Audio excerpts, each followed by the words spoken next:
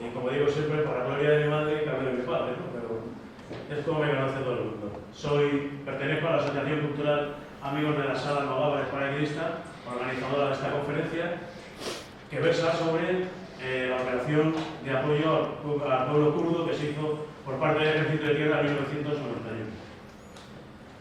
Agradecerles sobre todo que hayan querido perder un ratito de su vida aquí para escuchar esta conferencia.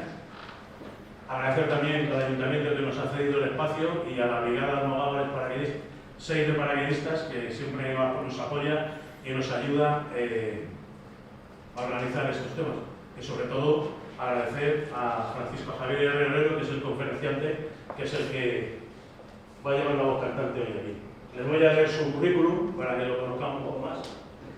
Nacido en León, aunque alcalaíno de adopción, lleva 37 años viviendo en esta ciudad. Casado y con un hijo. Ingresa en 1985 en la Academia General Básica de Suboficiales, egresando como sargento de infantería, formando parte de la 12ª promoción de la escala básica de suboficiales en 1988, siendo destinado a la bandera Roger de Lauria, segunda de paracaidistas.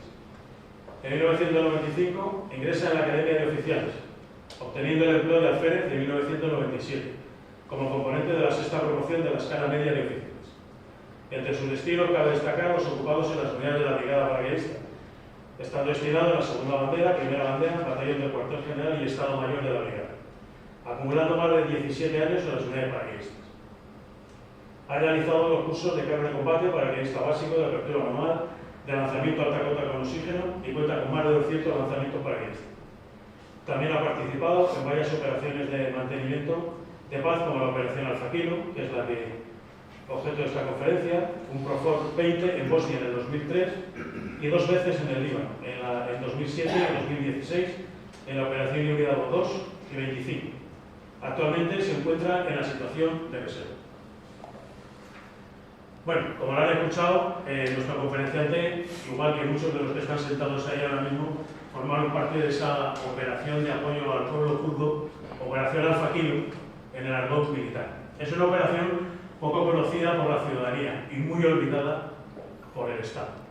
De hecho, las medallas de esta operación se entregaron este mismo año, 34 años después de que terminara la operación.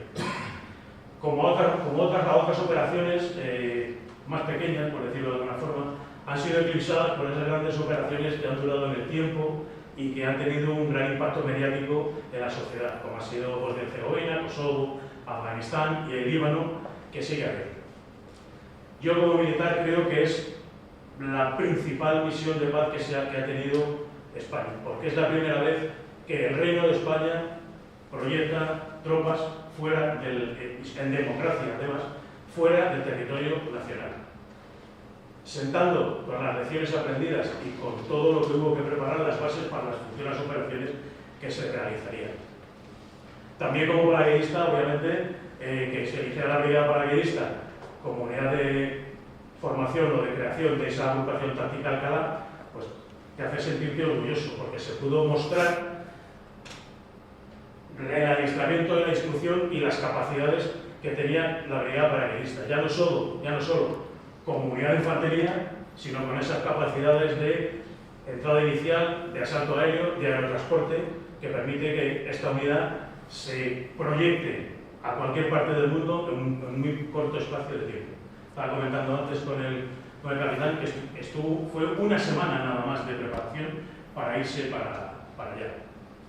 Y hombre, como alcalaíno de adopción, pues que se da el nombre de Alcalá por esas tierras, pues siempre es agradable, ¿no? Fue una operación complicada, fue una operación difícil, y para eso tenemos aquí a Francisco Javier, que nos lo va a explicar perfectamente. Muchas gracias.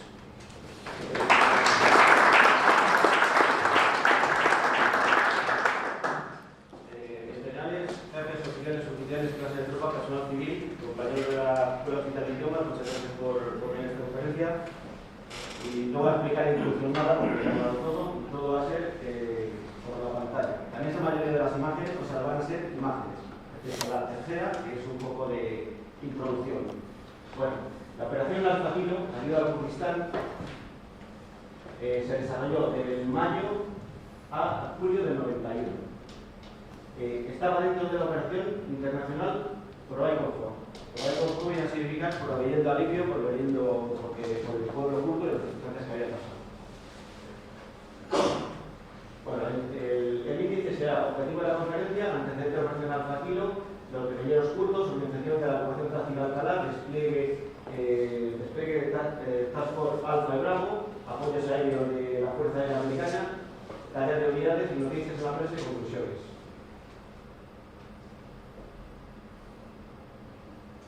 Bueno, recordar la primera misión de paz del Ejército Español porque hasta este momento no había habido ninguna unidad, entendiendo por unidad de compañía de 100 hombres para arriba, que realmente desplegaran fuera. Ha habido unidades pequeñas de esa unidad que han estado en el terremoto de Irán, pero era el EMAT. Y el EMAT era una unidad de esa unidad muy pequeña. El EMAT Sur, que también participó en esta, pero realmente como unidad, esta es la primera operación. Descolonización del Sáhara. Descolonización del Sáhara en 1975 hasta la operación Alfa Kilo de 1991, pasaron 16 años, donde el ejército español como unidad nunca desarrolló una operación como unidad tipo compañía o superior.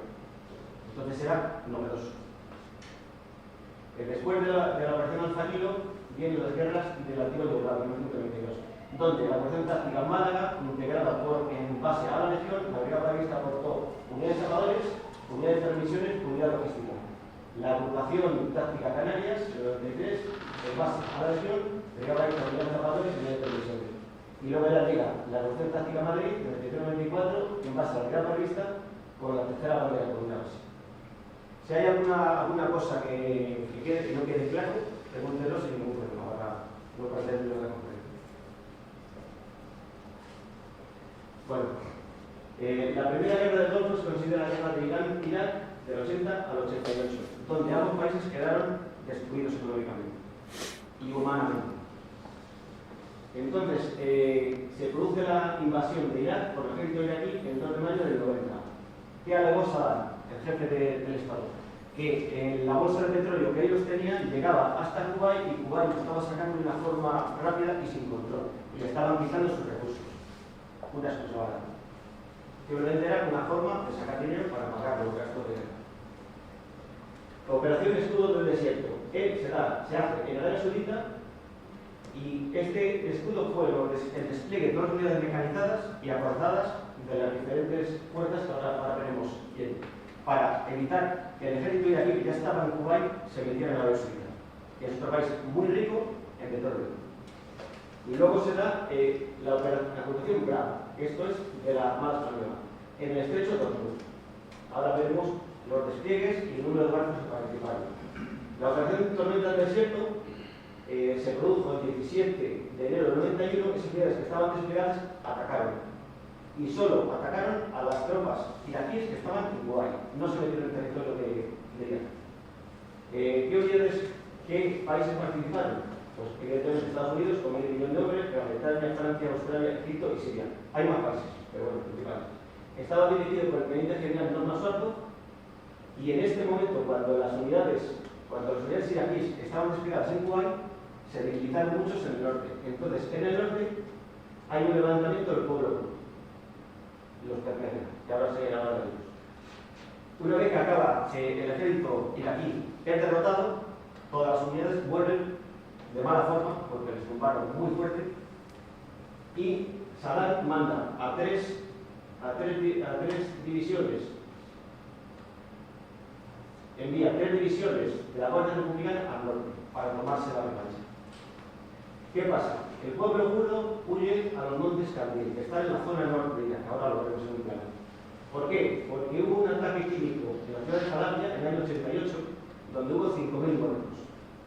Un ataque químico, por el levantamiento de los kurdos que cada cierto tiempo de la historia se han levantado. Entonces, recordando eso, y como el ejército volvía, se marcharon. Cada uno se fue con los medios que pudo. Que tenía coche, que tenía camión, remolque, es decir, como podíamos. Pero en esa mayoría se marcharon a las montañas y a Irak. Saddam Hussein dio la orden de crear una zona despoblada en el Kurdistán iraquí, creo que era el ejército iraquí, cuando empieza a avanzar y pasar por los pueblos, destruye la inmensa mayoría de las casas con bulldozers y explosivos. Es decir, quería que dejarlo pues, más o menos como ahora hasta Gaza, arrasado. Por la resolución 788 del Consejo de Seguridad de Naciones Unidas da luz verde a la operación PROAICOM, donde los países que realmente llevaron tropas allí, ayuda humanitaria llevaron mucho más, pero realmente tropas sobre el terreno, fue Estados Unidos, lo pongo ahí como más grande porque fue el apoyo logístico más importante, Gran Bretaña, Francia, Italia, España, llevaron en total en esta operación 16.000 hombres. El cuartel general de esta operación estaba en la base aérea de Izmir, Turquía, y estaba dirigido por el teniente general Salihashvili, americano pero de origen polaco. Hubo un acuerdo entre los generales americanos y de Estados Unidos de que no hubiera tropas iraquíes al norte del paralelo 36, ahora veremos el paralelo 36, para poder despejar el interior. ¿Quién eran los peshmergas? Peshmerga significa los que se enfrentan al norte.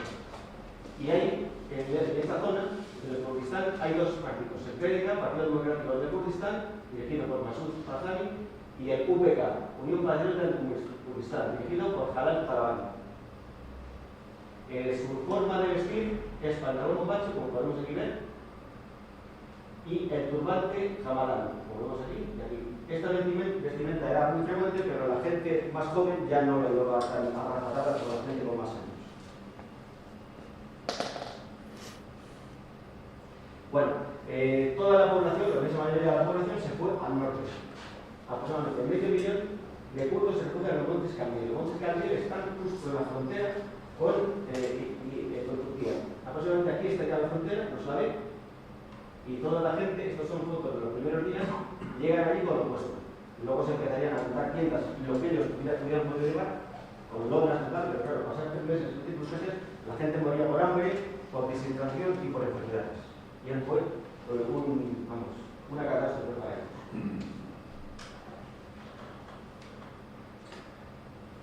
Bueno, aquí vemos a Irak y aquí vemos Kuwait. Irak invade Kuwait y empieza a sacar otra vez. Y aquí estaría el despliegue del escudo del sector. Serían todas las unidades militares avanzadas de los países que ya hemos dicho que entraron en combate en la guerra. Este despliegue duró aproximadamente 6 meses. España participó en la agrupación Bravo, que serían los barcos que, junto con los barcos ingleses y los barcos americanos, que estaban en el estrecho de Hormuz, evitando que hubiera barcos que pasaran material militar para apoyar a Irak. Esta operación, tanto una como otra, fueron 6 meses. Aquí están los barcos, aquí está la resolución de las Naciones Unidas, y hubo 4 relevos: septiembre, noviembre, febrero y abril. Y aquí están los barcos. Participaron en ello 5 fragatas y 6 corbetas. La fragata y la corbeta son barcos de guerra, lo que pasa es que la fragata es más grande, tiene más medios técnicos, tiene más capacidad de combate. Claro, la corbeta es de menor dimensiones, pero bueno, las funciones en este caso son las mismas.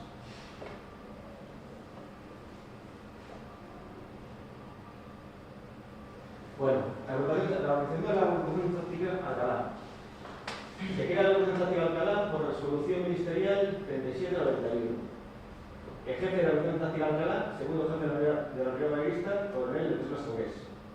Unidad base, primera bandera paracaidista, con la séptima al mando del teniente coronel Pérez Alamán, con la séptima compañía de la segunda bandera, porque la primera bandera no tiene suficiente personas. Unidad de zapadores, una unidad de zapadores formada por una sección de zapadores paracaidistas y una sección de mando de ingenieros número 1 de Salamanca. Esta unidad trajo sobre todo máquinas de ingenieros, máquinas empujadoras y máquinas para llevar el terreno para mejorar la vía de comunicación, y máquinas de excavadoras. Unidad de apoyo logístico de la Brigada Paracaidista, que a este grupo también se agregó el destacamento de agrupación de abastecimiento número 1 de Colmenares. ¿Con qué? Con panificadora, lavandería, duchas y cocinas. Luego la unidad de ingenieros, 2 Chinook, que ahora veremos, y 5 UH. ¿De dónde vienen? De Colmenares. Escalón médico avanzado sur, del más sur, que venían de Sevilla. Estos ya participaron en el terremoto de Irán en el año 68 aproximadamente. Sección de transmisiones con enlaces radios HF en la zona y comunicación vía satélite para enlazar el puesto de mando con la Guardia General de Defensa de regiones de transmisión estratégica número 21 de Valencia. Total, 588. Bueno, aviones que se utilizaron. Este es el avión C-130 Hércules con 4 motores, lo tenemos aquí, depósito de combustible, y esta es una foto hecha en Corazón. Avión C-130 Hércules, perfecto de ley española. También se utilizaron los C-5 Galaxy, avión de transporte estratégico C-5 Galaxy. Lo curioso de este avión es que tiene una capacidad de carga enorme. Aquí en la bodega cabe aproximadamente 10 vehículos ligeros, que serían 10 camiones o 10 vehículos ligeros. Camiones, entendemos camiones, los que no son articulados. 10 camiones, la capacidad estimada. Y en la parte de arriba, desde donde sale hacia arriba, cabrían aproximadamente 80 pasajeros. La capacidad de transporte de estos aviones era enorme. Y la verdad que es un lujo de lo que fueron los todos los. Bueno, en la secuencia del despliegue. Aquí tenemos los años 130 después españoles. El primer vuelo del día 26, 2 aviones a la base de Euromillet, Irán, con ayuda militar, porque hubo kurdos que se fueron a Irán para escapar del ejército de aquí. Y luego ya los días, el día 28 de abril, 2 aviones con el coronel y Estado Mayor a Licey. Luego ya los demás vuelos son vuelos de personal de las unidades. El 30 de abril, el 2, el 3, el 6. Total, 10 aviones. Para el despliegue. Los C-5 Galaxy. El 4, el 5, el 7, el 8, el 9 y el 10. Y aquí viene el número de aviones. También hay 5. Total, 13 aviones. Luego el material pesado, como planificadora, como remolques, como ayuda humanitaria, como material de ingenieros, que es mucho más voluminoso y más difícil de llegar en los aviones por problemas de capacidad. Fueron en este barco comercial fletado por el Ministerio de Asuntos Exteriores. Arroyo Frío, que sale a Valencia el día 10 de mayo, llega a Esquenderún el 13 de mayo y llega a Zajo el 15 de mayo, en el que venía todo el material pesado. Desde que nosotros llegamos a la zona, más o menos el día 5, hasta que llegaron ellos, 15 días, comiendo la misma mayoría de ración española y sobre todo de ración americana, la misma mayoría, porque la logística no había llegado. Bueno, esto es un plano de la zona. El Kurdistán está dividido en 4 países: Irán, Irak, Turquía y Siria. Aquí podemos ver la zona de Irán, que es kurda, toda esta zona. Aquí podemos ver la zona de Turquía, que es kurda. Y aquí aproximadamente en aquella época habría unas 16 millones de personas kurdas, es decir, mucha población. Y un territorio pues los kurdos en Siria, esta parte y esta, muy pocos. Y los kurdos en Irak, toda esta parte. Una parte muy importante, principalmente porque en Kirkuk son los mayores yacimientos de petróleo del país y incluso del mundo. Entonces, un mecanismo para Kurdistán es complicado, porque implica varios países. Aquí estaría la base de Incirli, desde aquí al campamento logístico de los americanos fuimos en autobuses. Aquí, que no viene puesto, estaría el puerto de Esquenderún y luego de Silopi a Zaco en camiones americanos. Aquí, en Tel también habría otra base americana, americano-turca. Incirli es la capital de la zona del Kurdistán turco. Aquí siempre hay problemas.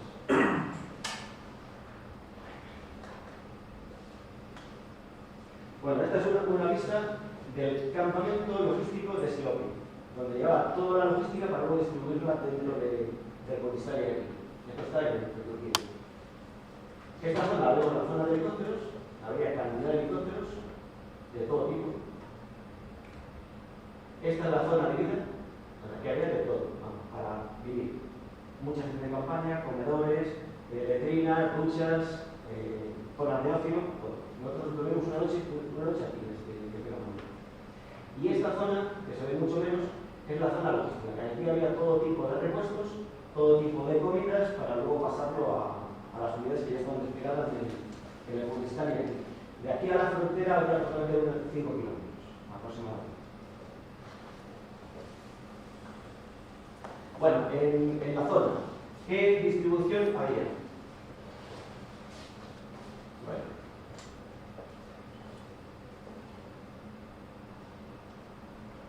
Había dos zonas, la Task Force Alpha, Task Force significa Fuerza de Tareas, y la Task Force Bravo. La Task Force Alpha, ¿quién integraba este grupo? Las fuerzas especiales de Estados Unidos y de Gran Bretaña. ¿Dónde estaban? Donde estaban los refugiados de los kurdos, en las montañas. ¿Qué hacían? Pues apoyo sanitario, informar a los líderes kurdos para que empezaran a bajar su personal a la zona llana, porque ya el ejército, la coalición, ya estaba desplegada, ya podían bajar a la zona con seguridad. El ejército iraquí no estaba, y para eso estaban las fuerzas de coalición, para evitar que el ejército iraquí estuviera haciendo fechorías. Y coordinar los lanzamientos de cañas, ya lo veremos. En la zona donde estaban desplegados, Task Force Bravo, Estados Unidos en esta zona, tenía 4.900, Gran Bretaña 3.800, Francia 1.100, Italia 900, España 580, Holanda 120. Total, en esta zona, 11.000. No coincide con el total de la operación por ley, evidentemente. Porque esto es solo una parte. El despliegue. Vamos a ver, esto es un plano. Aquí estaría Irán, en el este. Aquí estaría Turquía, en el norte. Aquí estaría la pequeña parte que coincide con, o sea, que toca con Irak, Siria. Y todo esto es el Kurdistán iraquí. Entonces, hubo un acuerdo para que a partir del paralelo 36, que es esto, que coincide con la ciudad de Bakú, no hubiera ninguna unidad, ni policía del ejército de aquí, ni policía aérea, o sea, ni unidad aérea, ni unidad terrestre, ni policía, ni nada. ¿Para qué? Para que los kurdos que estaban refugiados en esta zona, estos son los montes Kandil, toda esta zona. Aquí es la frontera con Turquía. Los kurdos estaban refugiados aquí. Y no podían pasar hacia Turquía porque el ejército turco se lo impedía. ¿Cómo se lo impedía? Hay imágenes en internet que se pueden ver culpados. El que pasaba, le curaba. Y no, me supongo que no tendría ningún problema hacer una avalancha y pasan la frontera porque tienen necesidades, no habría ningún problema por el que empezaran a disparar. Porque Turquía tiene problemas con los turcos. Entonces, esta es la zona de los Task Force Alpha, fuerzas especiales, con los refugiados, y esto es la Task Force Bravo.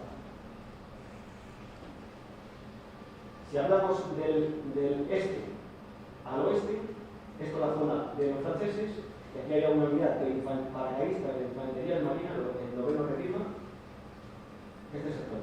Aquí estaría desplegado el hospital de campaña, el hospital de mar. Esta es la zona de los Royal Marines, o de la infantería marina, tanto británica como neerlandesa, la zona más amplia. Aquí están los paracaidistas españoles. Este es un punto importante porque aquí era la frontera, por donde pasaba toda la logística, y aquí está el cuartel general de lo que es este sector. Aquí están los paracaidistas italianos, aquí los marines americanos, el 4 MEU, ahora lo veremos, y aquí están los paracaidistas americanos, que tienen su base en Vicenza, en Italia, el norte de Venecia. Tienen una brigada ahí. Aquí fueron pues, un batallón. Esta es la distribución de las dos sectores.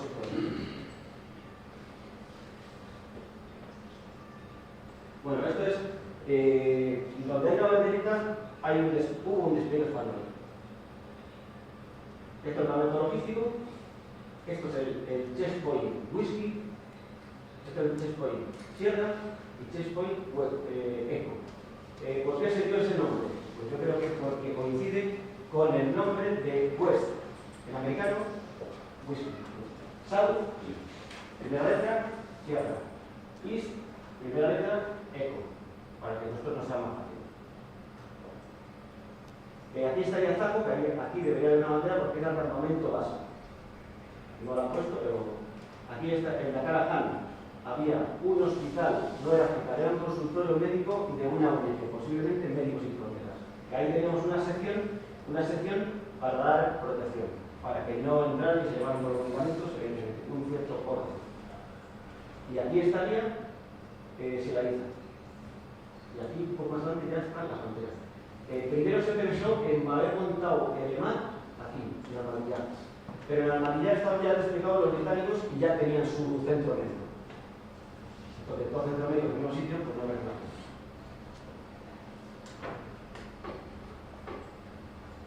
Bueno, esto es la frontera. Este es el río Kabul. Bien. Entonces, aquí se ve un puente, los tabernos, que tiene 3 ojos dinamitados, destruidos. Y este puente también, esta parte aquí no se ve, pero esta parte también estaba en una zona dinamitada. Lo que pasa es que echaron tierra para poder entrar y salir. El nuevo puente que se utilizaba era este.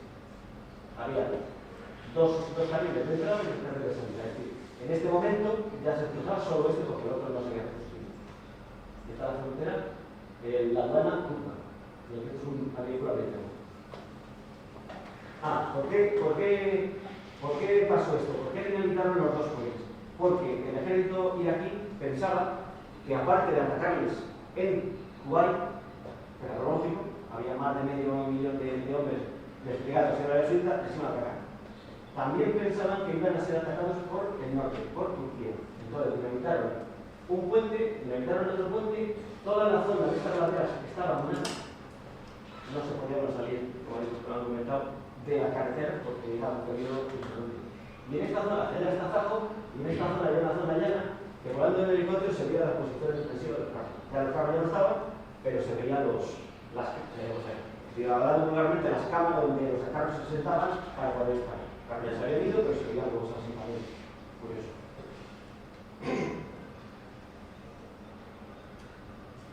Primero empezaron a lanzar como ayuda humanitaria comida a través de paracaídas. Accidente aéreo, ¿de dónde se hacía? ¿Qué lo hacía? La Fuerza Aérea de Estados Unidos, la base de Izmir, Turquía, había un C-130 como que vemos aquí, y ¿qué lanzaba? Pues ayuda humanitaria. Comida, ropa, agua, frío, material sanitario. Este es el C-130 y está encargando las cargas para lanzarlas por paracaídas.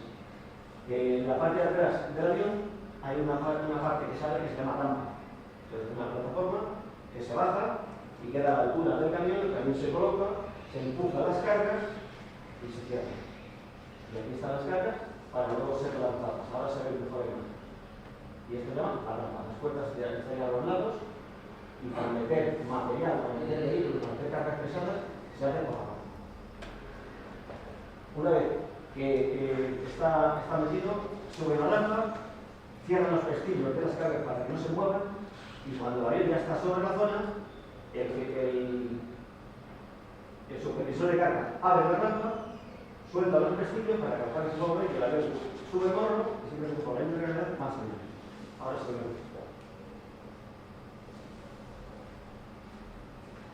Esta es una imagen de un lanzamiento de cargas.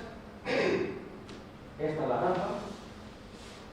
Estos son los paracaídas que todavía se están desplegando. Aquí abajo hay una carga. Aquí hay otra que es la B. Y estas dos todavía no han salido del avión. Aquí está el paracaídas, que todavía no está despegado. Y aquí está otro paracaídas. Esto es la carga y esto es Hollywood. Hollywood quiere decir cartón doblado y endurecido para que cuando llegue a tierra se pueda amortiguar y no se rompa el material. Porque hay veces que los aterrizajes de la carga son suaves, pero cuando hay viento las aterrizajes son muy fuertes. Entonces, para evitar que las cargas se dañen, está el Hollywood. Aquí se puede ver que es una plancha de madera, en la que se tira, bueno, no hace falta recogerlo, luego es una plataforma, como en otros casos.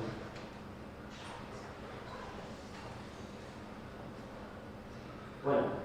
Este es qué teníamos nosotros para evitar que hubiera helicópteros o aviones iraquíes entrando a la zona y causando un estrago. Pues la vigilancia era esta misma. Este es un avión Boeing 707 comercial y luego aquí le han acoplado, ya de serie, le han acoplado un radar. Este radar, cuando va funcionando, va girando sobre su propio eje. Es un avión de alerta. Sistema aéreo de alerta y control, radio de la esfera, radio de alerta por debajo de 360 grados, es decir, no es un radar que solo viene en una zona, sino de 360 grados. Y puede llegar a detectar blancos a 320 kilómetros. En una dirección, si ponemos el mapa, casi son 700 kilómetros de zona de vigilancia en ambas direcciones. O sea, norte-sur, este-oeste. Una zona de vigilancia muy grande. ¿Qué pasaría si un avión se mete en la zona y el agua no lo tiene localizado. Informa a la CAP. CAP significa Combat Air Patrol o patrulla aérea de combate, que está formada a partir de F-16 Fighting Falcon, que desplegaban de Idlib y que tenían turnos de vuelo de 8 horas. Esta patrulla se acercaría a la aeronave e intentaría ver si es de la coalición o no. Si es de la coalición, continuaría. En caso de que no fuera de la coalición, le informarían para abandonar la zona o sería derribado. Supongamos que un avión iraní se mete en la zona. Estos se acercan a él y le dicen, o te vas o cabes al suelo. Y esto era automático porque era un peligro, ¿no? Avión o helicóptero.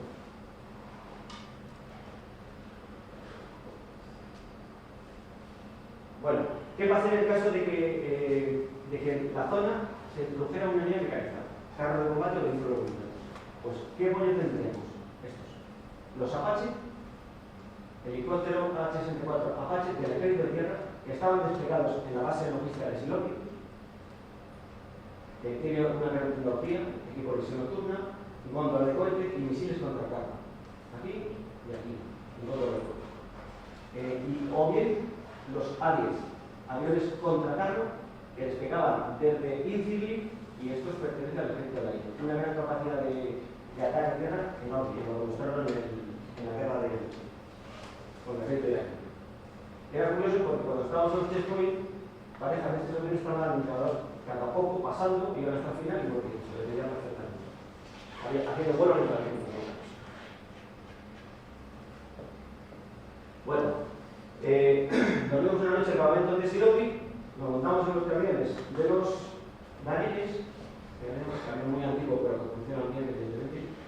Esta es una sección, este es un compañero de centro, y estas son las primeras casas de Zaza, en bastante buen estado, pero luego había otras casas que eran hechas de adobe, bastante pobrecitas. Y una cosa que me llamó a una foto que les he hecho yo, dos camas, una cama arriba, con una cortina para poder dormir, porque las temperaturas por la noche allí eran por el día y por la noche. Es una foto que me llamó la atención y digo, las cámaras encima han dejado la vida de esto, pero bueno, cada uno se adapta a lo que necesita. Este es el campamento base, que era una escuela de formación profesional agraria. Esto es lo que es la escuela de formación agraria. Lo que pasa que el primer día que llegamos montamos el campamento a base de tiendas. Estas son tiendas de puesto de mando de compañías y estas son las tiendas donde duerme el personal. ¿Por qué se montó esto? Teniendo esto claro. Porque esta zona había metido ganado, había metido de todo y estaba muy sucio. Hasta que se limpió lo que es la escuela de formación profesional, se durmió. Durante una semana, a la semana ya pasamos a dormir en literas dentro de la escuela de formación profesional.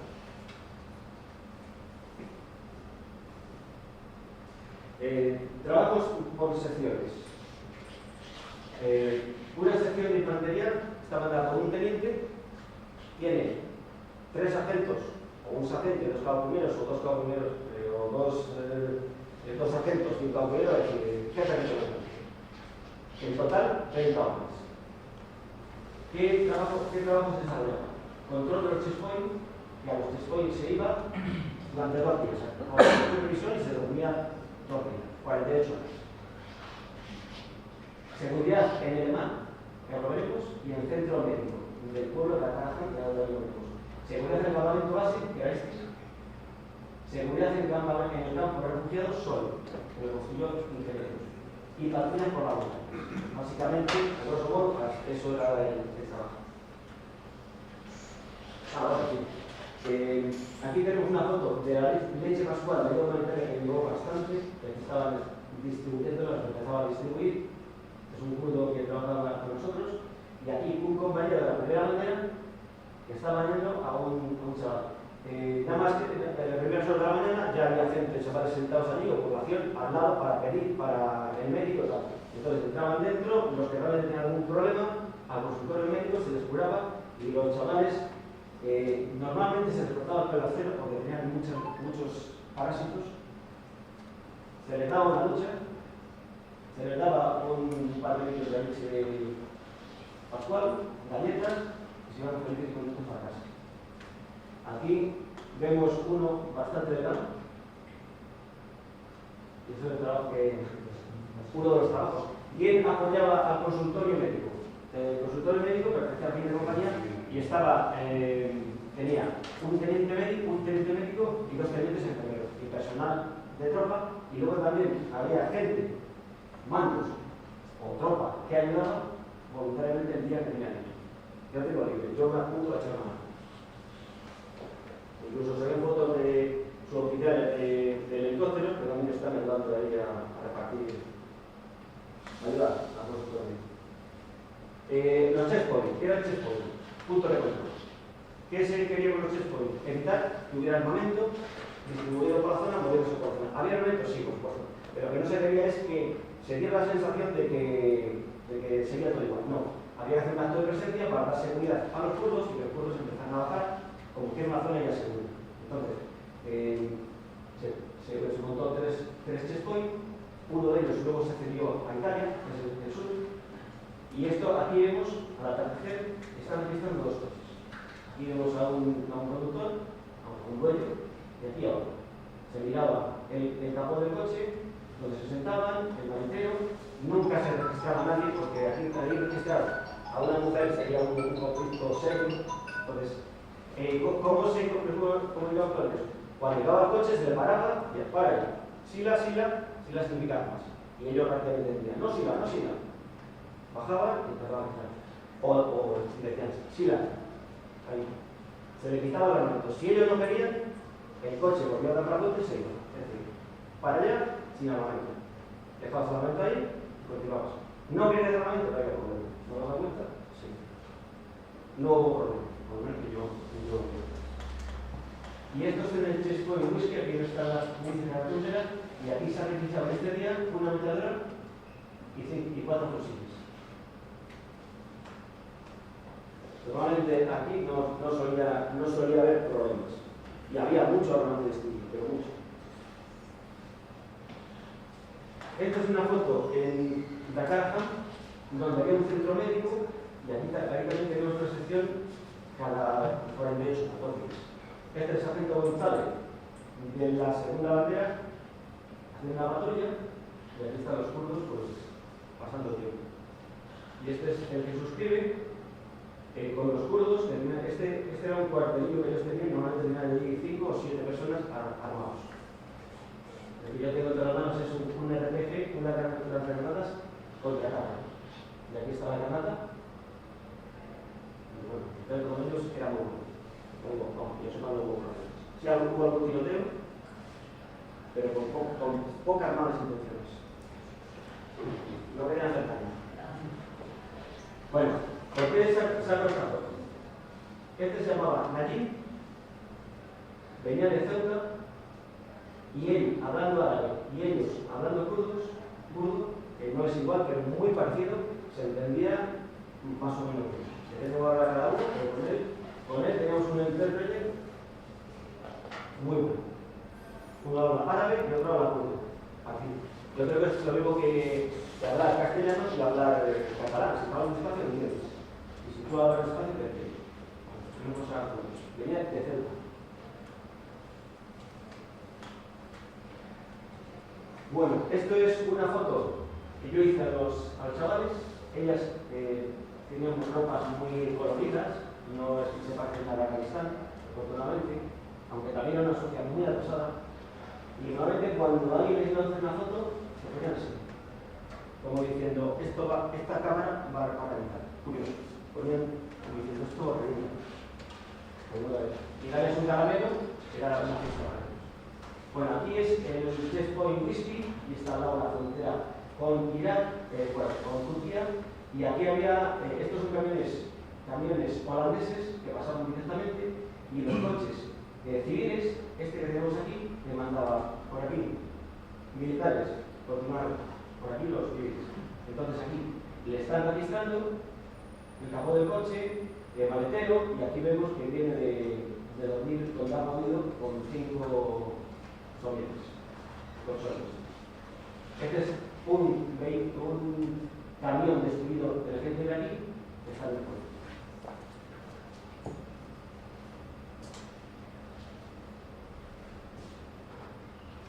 Bueno, esta es otra imagen, una sección que va donde los camiones que sale del campamento y que lo más probable vaya a uno de los spawns.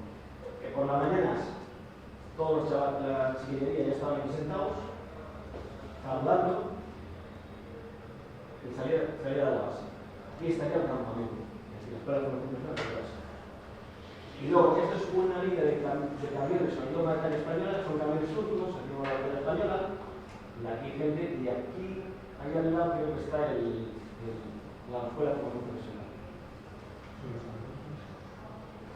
Como voy a ayuda humanitaria, con que se trajeron 50 trailers, venía un trailer a camión articulado, y 40 camiones en total, 1,5 millones de kilos.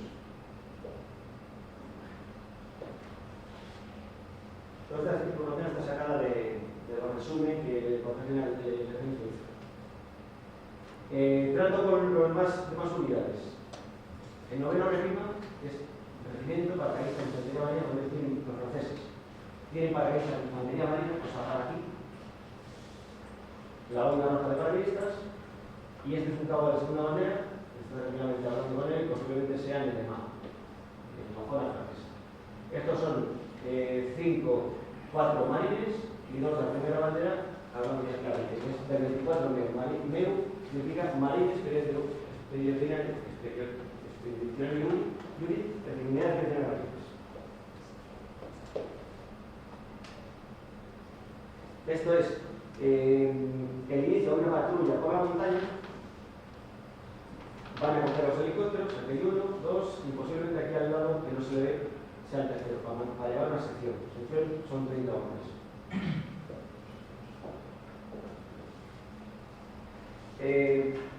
Yo hice una patrulla con los americanos, que llevaba las órdenes, era el teniente americano, yo iba con mi pelotón, yo era sargento en aquel momento, con 7 novios. Nos dejaron en una zona, hicimos un recorrido por la zona donde teóricamente tenían que estar los kurdos refugiados, que ya no había. Yo por ejemplo no vi con nadie, quiere decir que ya se habían bajado a la zona del llano. Y una vez que acabamos la patrulla, aquí estamos esperando para que nos recogieran el helicóptero. Nos llevaron 3 UH de pequeña capacidad y nos recogió un 7. Y le llama mucho la atención la MC-42, que es una maniobra alemana muy parecida a los que los alemanes utilizaron en la revolución. Entonces a ellos les parecía una antigüedad, pero una maniobra que ha dado un resultado muy bueno. Pesa mucho, pero es muy eficaz. A ellos le llama muchísimo la atención. ¿Esto qué es?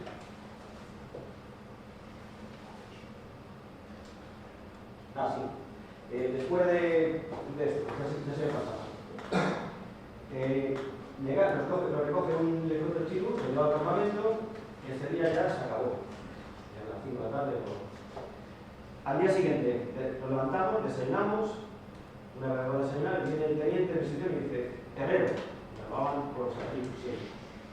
Cógete este vehículo, este conductor y el sargento americano. ¿Por qué estaban los americanos tomando? Porque hacíamos intercambio. Es decir, uno nuestra iba con ellos, su comando, y otro de ellos hacíamos lo mismo, pero pasa que para que no fuera rutina el trabajo. Era muy curioso, porque quería trabajar. Y una vez que nos vamos al hospital italiano que estaba al sur de Zaco, nosotros estábamos al norte de Zaco, que el hospital de campaña estaba en el sur. Paramos los vehículos, entramos y había una línea de camas. No había muchas ocupadas normalmente, pero bueno, había 2 camas ocupadas. Un kurdo que tenía la pierna amputada, con un cabestrito. Y al lado había uno con camiseta española, pero estaba dormido, porque no lo iba a despertar. Llegamos al final, hablamos con el chaval, el paracaidista americano, y bueno, le dice que tenía descomposición, que no había pasado más, que bueno, ya a la vuelta, el que estaba dormido estaba despierto. Y yo le digo: ¿qué haces aquí? Y dice: no, mi sargento, es que el otro día en un checkpoint revisamos armamento y revisamos una pistola. Yo me puse a tocarla y se me disparó. Le atravesó la pierna de aquí a aquí. Y me han dicho los médicos que no estoy mal, o sea, no es grave, porque tenía habilidad. No estoy grave porque no me ha tocado ni el fémur, que viene por aquí, ni la arteria femoral, y dentro de las circunstancias no estoy mal. Y bueno, que te traigan algo, tal, porque allí en el campamento nadie se hace nada. Pero bueno, algunos sí que lo saben, ya no lo han comentado. Fue curioso. afortunadamente no tengo libros, o sea, que si no hubiera sido bueno. No, vienen todos los días a verme y no tengo ningún problema. Te suelo decir, la curiosidad mata a la. Ya estoy casi lleno. Bueno, trabajo de secciones o unidades de ingenieros. Ingenieros, si alguno tiene alguna duda, suelen ser los que ponen minas, quitaminas, trabajan con explosivos, con alambradas, con sacos terreros, hacen trabajos con máquinas excavadoras, a grosso modo. A lo mejor alguno dirá, no, es que hay más cosas. Sí, pero a grosso modo, para que todo el mundo se entere, yo no hacemos el ritmo, es unidad de ingenieros. ¿Qué trabajo hacían? Fortificación de los campamentos y checkpoint.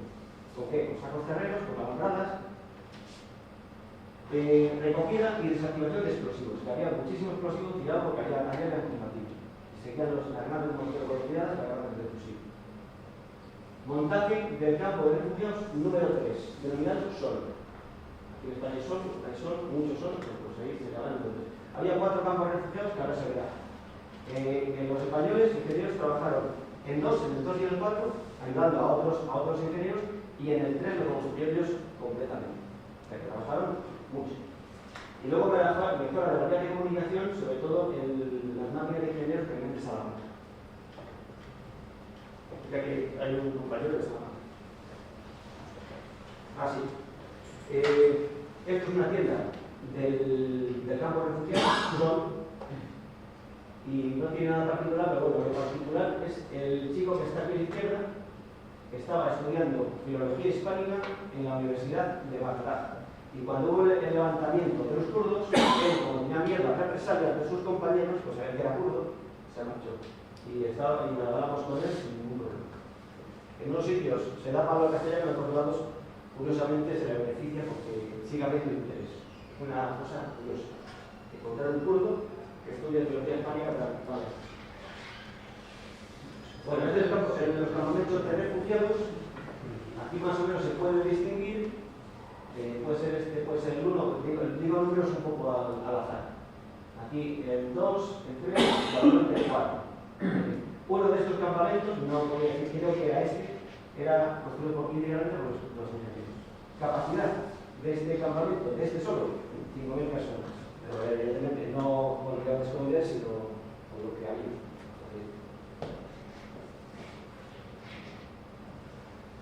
Y ahí también iba la sección de infantería para tener personal allí y dar guardia de seguridad y que vieran si necesitaban algo y que vieran que había seguridad, que había personal para que no estuviera el ejército iraquí desplegado. Bueno, una vez que ya la gente a lo mejor se pasaba allí 15 días o un mes o más y querían irse a su zona de eje, en algunos casos se les proporcionaba un camión español. Aquí van varias familias con todo su material. En algunos casos se les daba una tienda de campaña para que cuando llegaran a su zona, si encontraban la casa completamente destruida, poder montar algo para poder sobrevivir. Es muy probable que muchas de las casas estuvieran ya en escombros. Y estos refugiados kurdos con destino a su ciudad, Dokkum. Dos imágenes de cómo están saliendo.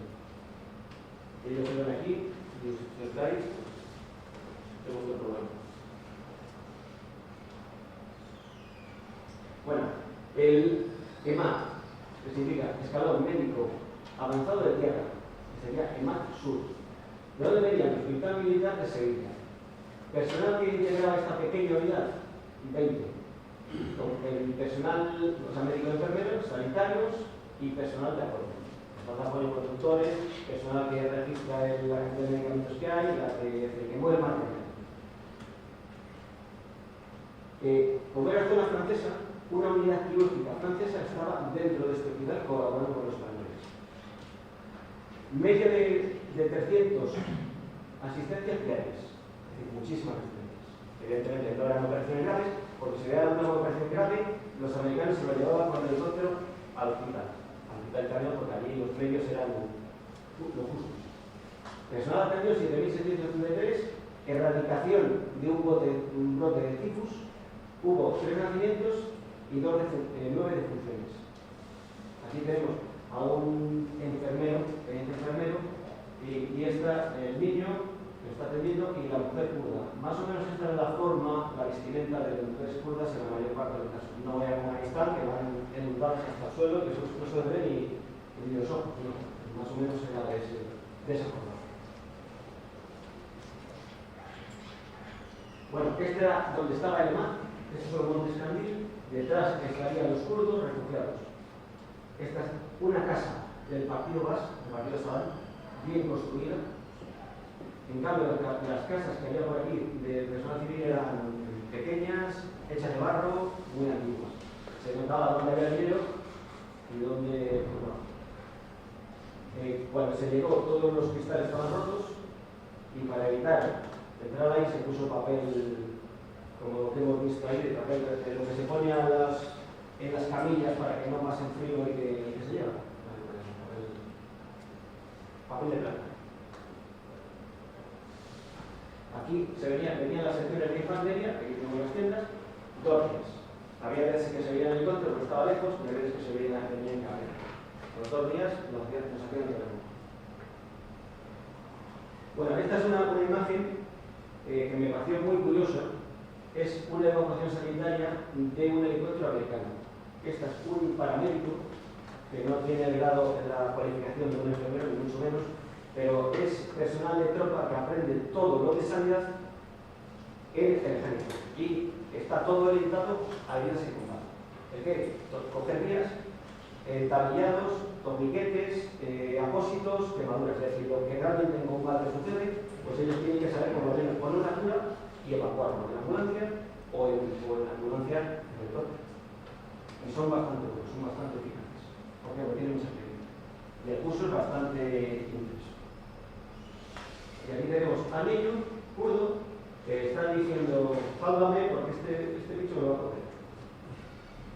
Le ven con el casco, el ruido del helicóptero y todo lo demás, y dice, ¿esto qué es? Una foto, pues para mí, curiosa. Bueno, este es dos imágenes en el Levante. Nosotros fuimos para allá, creo que 2 días, y a poco tiempo de llegar, pues ya estábamos ahí en camión. El primero, y aquí le está poniendo el enfermero oxígeno, y el cabo le está poniendo una vía de suelo. Está inconsciente porque él era un combatiente kurdo, el kurdo Peshmerga. Estuvo en las montañas y cuando volvió a su pueblo, su novia, parece que se había ido con otro, que estaba con otro y que eso lo afectó fatal.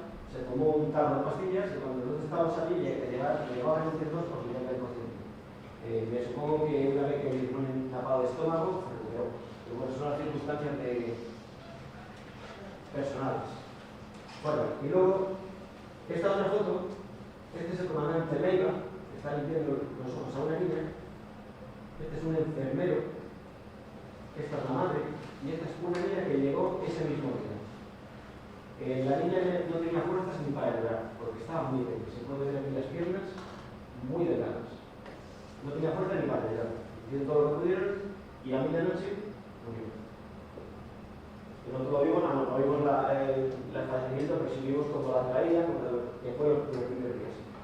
El comandante Leiva dice, tuve que repartir muchos liberales. Siempre empezaba por los que más lloraban. Eran los más fuertes, era la iglesia. Es decir, se trataba de dar la comida al que realmente le iba a aprovechar. Si se empieza por los niños más débiles, posiblemente fallezca uno y fallezca el otro. Entonces, se daba a todos, por supuesto. A unos y a otros. A todos. Lo que pasa es que se empezaba por los que le iba a aprovechar. Y ya estaba muy mal. Entonces no se podía ni con 5 liberales.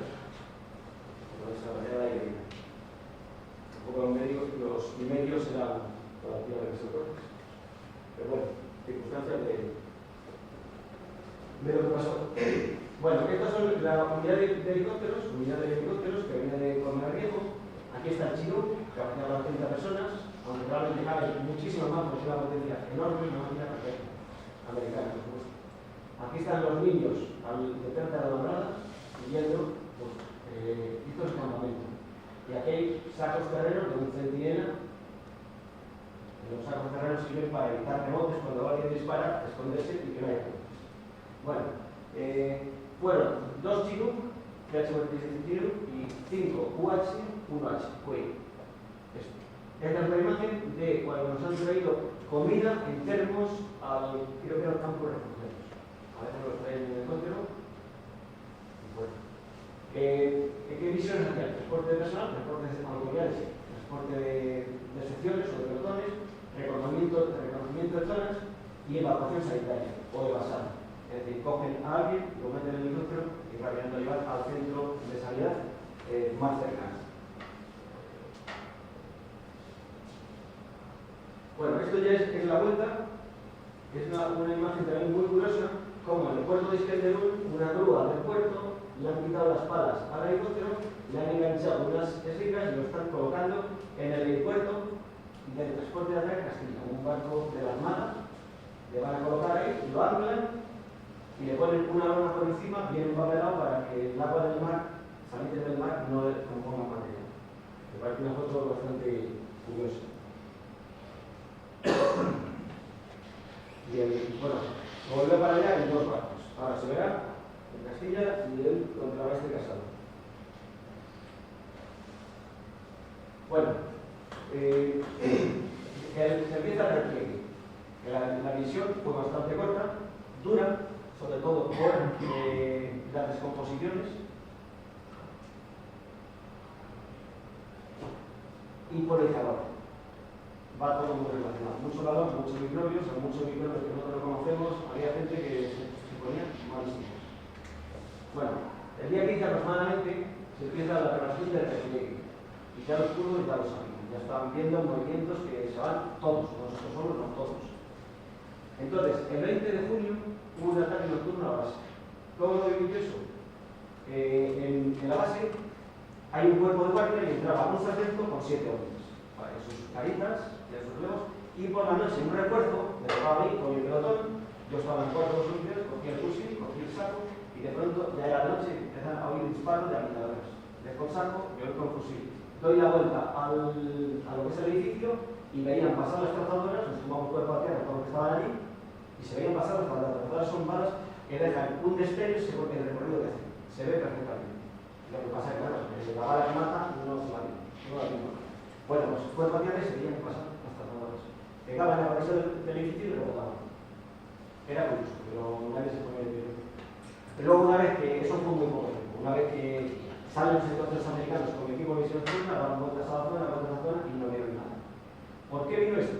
Probablemente no quisieran hacer daño, pero querían decir que la zona estaba inestable, que no nos fuéramos, porque tenían miedo a que la gente de aquí volviera con ganas de empezar, no hay más. No pasó, parece que no hubo más, pero estaban diciendo, no vayáis, que esto no se ha terminado. Vamos, se coincidió con el repliegue. Era una cosa más. Curioso.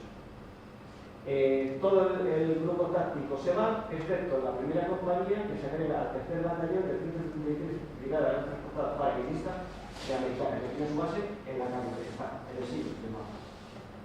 Es decir, nos íbamos a la mayoría, pero había unidades que se quedaban, o para que no fuera todo de. Para que hubiera un escalón así.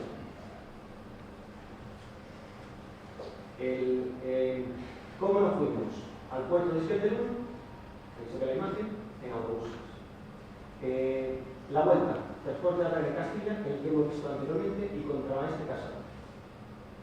Barco de transporte de la Armada. El día 2 de abril hay una recepción en el puerto de Valencia, que está el general jefe de Estado Mayor del Ejército, el teniente general Ramón Correres, que es el y el día 15 de julio regresa la primera compañía con 2 Hércules a la base de Torrejón. Aquí tenemos a la segunda compañía, primera bandera por Torrejón de Lis, segunda compañía por Correjón de Lis, bajando el transporte de ataque Castilla. Y aquí el general Correres, y el coronel Salgués. Es más Salgués.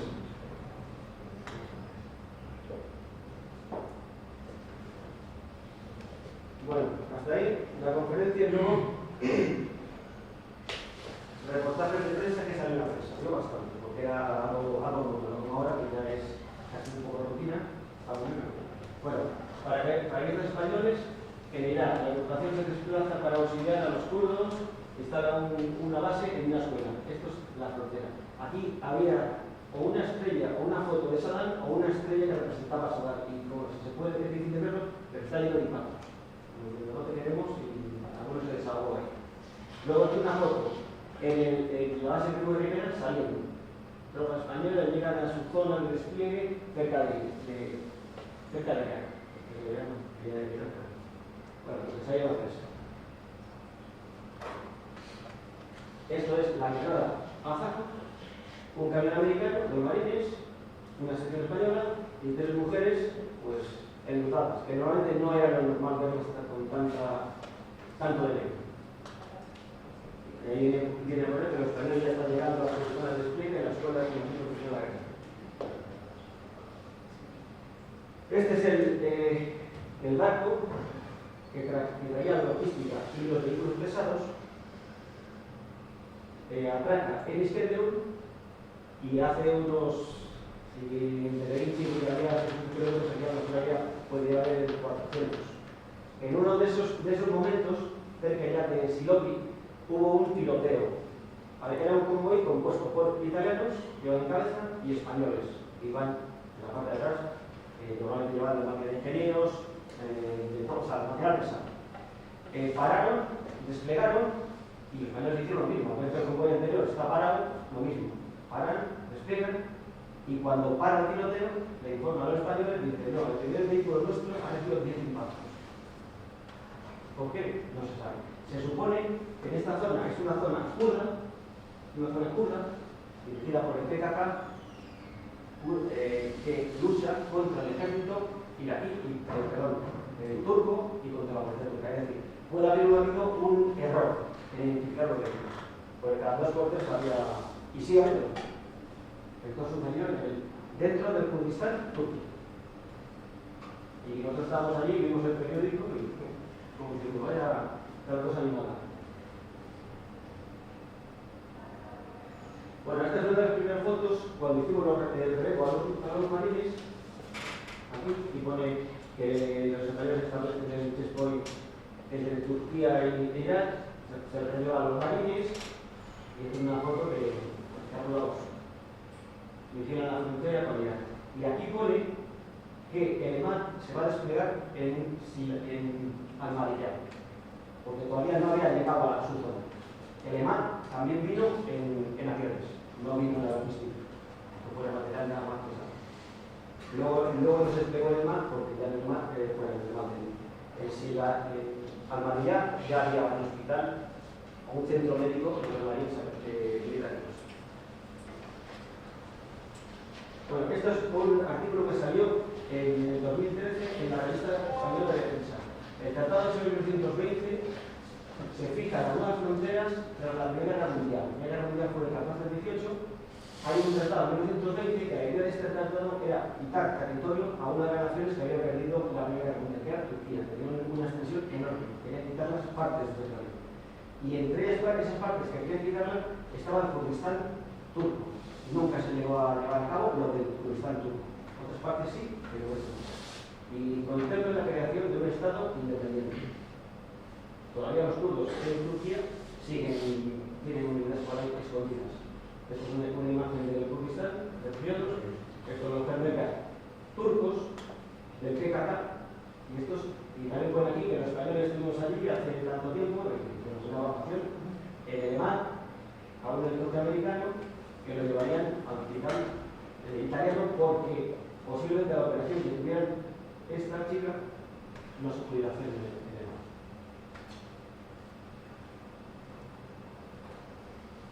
Bueno, las conclusiones. Las digo muy rápidas, si alguien quiere preguntar algo. El armamento y material.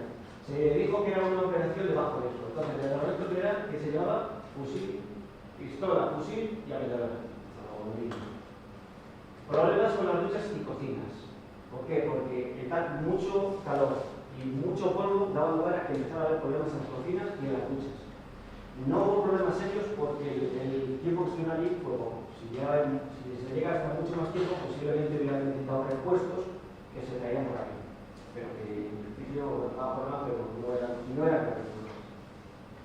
La panificadora española, que se hacía pan como aquí se hace, era muy aceptado por los españoles y por otros continentes. El problema de esto es que el personal que trabajaba en la panificadora era, pero era una cosa más adecuada, una región de previsión, siempre conviene tener algo diferente para poder empujar. Hablando un poco de línea. Carga libres en camiones.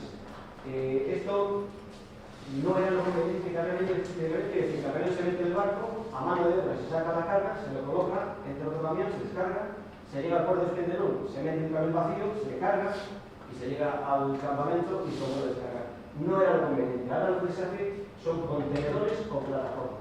Los contenedores que van todo y simplemente una máquina elevadora o una mula mecánica, lo pone un camión, lo pone en otro, sin tener que bajar una máquina. Porque aquí necesitaba mucho personal, todavía, y quedaba para el pillaje y al deterioro del material. Ahora ya no se hace eso. Los helicópteros fueron muy buenos para la atención sanitaria, pero no fueron adecuados para misiones de reconocimiento. Cuando un helicóptero llega a una zona de reconocimiento de una zona, no se sabe lo que va a pasar. Puede ser que la gente esté salvando o puede ser que haya disparos. Si hay disparos, el helicóptero no tenía ninguna defensa. No tenía metradoras, que ahora se las tiene, no tenía equipo de visión nocturna para hacer las cosas por la noche y no tenía detectores de misiles que se dirigen al calor de las armadas, tanto aviones como de. Ahora ya van mejorando todo esto, principalmente a partir de la misión de Bosnia y sobre todo a partir de las misiones de Afganistán. Ahora se ve otra imagen incluso. Se fue a la zona con un traje de NU, nuclear, biológico y químico, real, porque nunca se sabe lo que podría pasar. Debido a que ya en la ciudad de Jalatia, en el año 68, hubo muchísimas muertes. Lo dejamos en el campamento porque se veía que la zona estaba tranquila. También hubo otro fallo. En el uniforme, llevamos un uniforme hidrofugado de campaña acolchado. Es decir, como para ir a una montaña de Jaca, de los Pirineos, era acolchado. Y hacía, una llegar allí a unas temperaturas de muerte, entre 40 y 45 grados. ¿Qué se hizo con los uniformes? Devolverse a la logística y volver a montar. El servicio de información no es igual que ahora. Es decir, estaba mucho más anticuado. Había menos información. El nombre de la organización táctica Alcalá no fue adecuado. Por dos razones. Porque las unidades que venían de Salamanca o que venían de Coordinación no se identificaban con ese nombre. Como les acaba, pero bueno, yo vengo de Yucatán. Vengo de Sevilla y de lo mismo. Y luego también el cuartel general de la Task Force Bravo se conocía a la tropa española por Fuerza Expedicionaria Española, que eso es rarísimo. Un holandés que dice que la Task Force Alcalá va a hacer esto.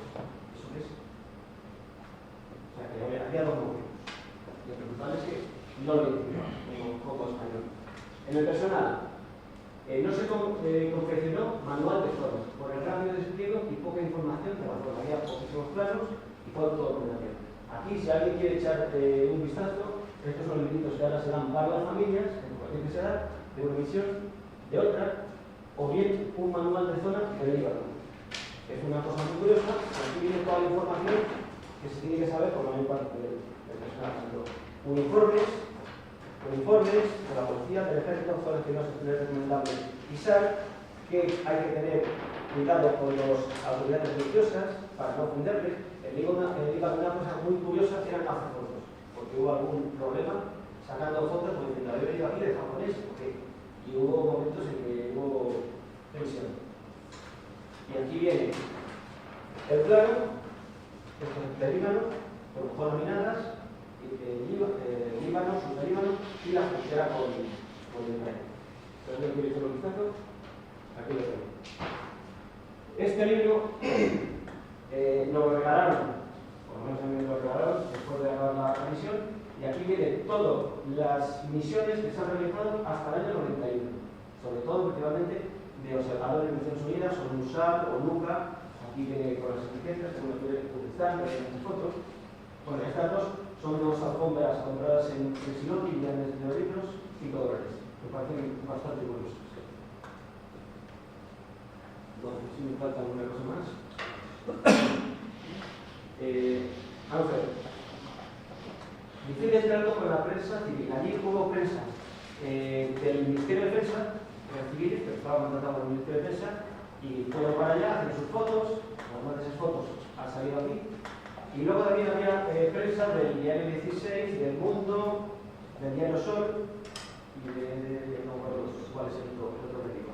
En Entonces, los periodistas civiles, en el momento que sacaban alguna exclusiva, lo que querían hacer es mandarlo rápidamente a España para que lo publicaran. Si publican cosas delicadas, ponían en seguridad al personal que estábamos en la zona.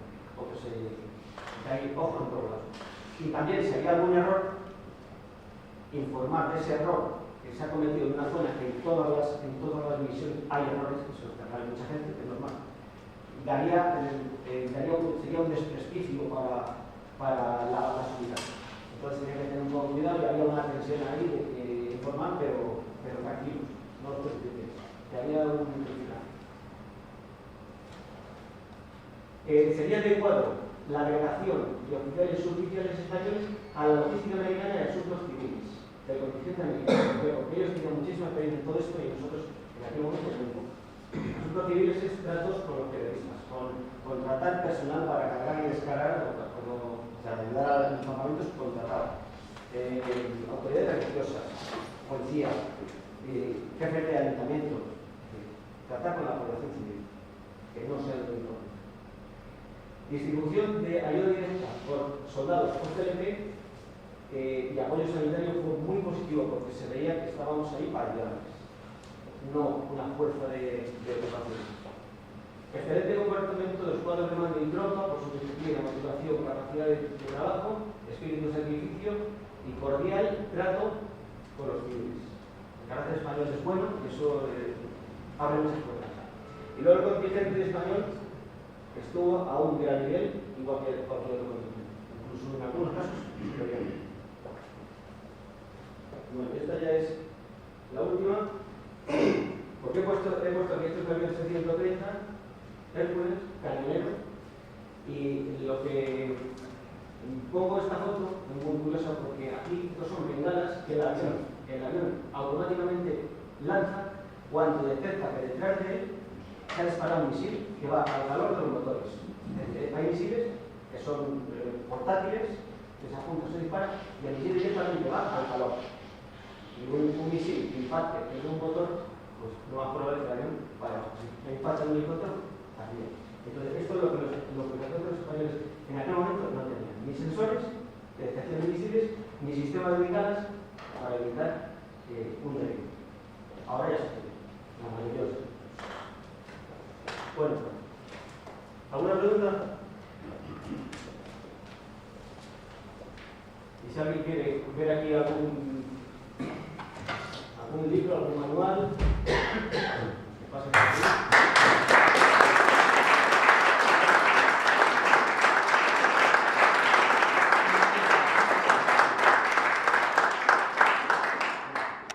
Bueno, pues nada, para terminar, deciros que después de la conferencia me reafirmo un poco lo que he dicho al principio, ¿no? Fue una misión dura, una misión difícil y que fue la misión que puso las bases para las futuras misiones que se han ido desarrollando. Como ha dicho Francisco Javier, se estuvo a nivel, pero ¿cómo y de qué manera? Porque no se sabía absolutamente nada.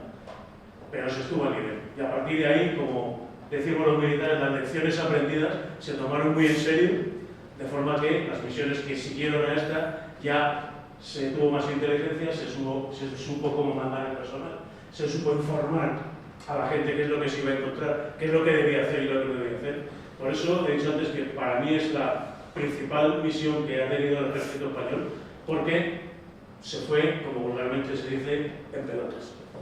Y se sacó para adelante, pues como lo hacemos todos los españoles, con cojones. Pues muchas gracias por su asistencia. Esperamos pronto hacer otra conferencia con otro tema. Posiblemente en este mes que viene podamos dar una conferencia sobre el desembarco de los temas con una persona bastante versada en el tema y ya les mantendremos informados. Así que muchas gracias por su presencia. Por esto de